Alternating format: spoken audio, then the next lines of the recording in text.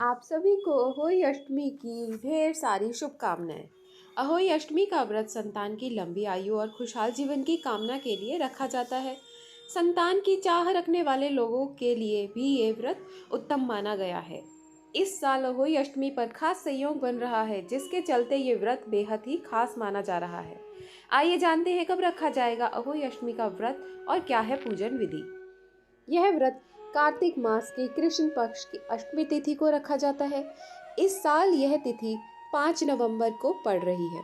अष्टमी तिथि 4 नवंबर मध्य रात्रि 1 बजे से शुरू होकर 5 नवंबर को रात 3:19 पर समाप्त होगी।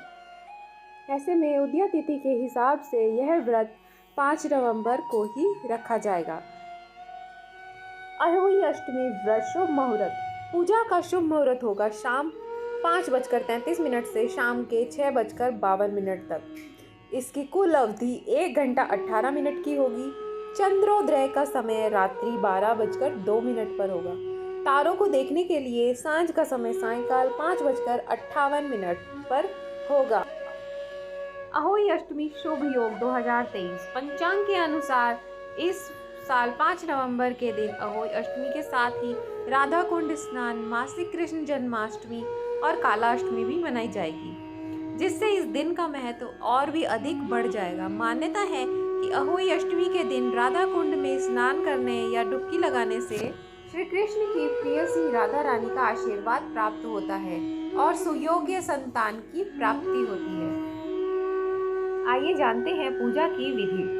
शास्त्रों के अनुसार अहोई अष्टमी के दिन व्रती महिला को सूर्योदय से पूर्व उठकर स्नान के बाद निर्जल व्रत का संकल्प लेना चाहिए। सबसे पहले पूजा के लिए घर की साफ दीवार पर अहोई माता से व उसके 7 पुत्रों के चित्र बनाएं और वहां पर एक जल से भरा हुआ कलश रखें। इस दिन सायंकाल तारे दिखाई देने के समय पूजा का विधान है। पूजा में चांदी की अहोई बनाएं। सांझ के समय में अहोई माता को रोली, चावल, कुमकुम व अन्य सभी सामग्रियां अर्पित करें। मीठे पुए का भोग लगाएं। अब हाथों में गेहूं के 7 दाने लेकर व्रत की कथा पढ़ें या सुनें और आरती करें। रात्रि में तारों को देखने के समय में अर्घ देकर व्रत संपन्न करें। आइए, इस दिन किन विशेष बातों का ध्यान रखना चाहिए। ऐसी मान्यता है कि अहोई अष्टमी के दिन व्रत रखने वाली महिलाओं को सिलाई और मिट्टी से संबंधित कार्य नहीं करने चाहिए। इस दिन अहोई माता की पूजा से पहले गणेश जी की पूजा अर्चना करनी चाहिए। अहोई अष्टमी का व्रत का पारण तारे निकलने के बाद तारों को अर्घ देकर ही पूरा करना चाहिए।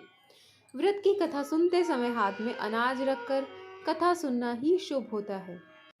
इस व्रत को निर्जल रहकर करने की परंपरा है।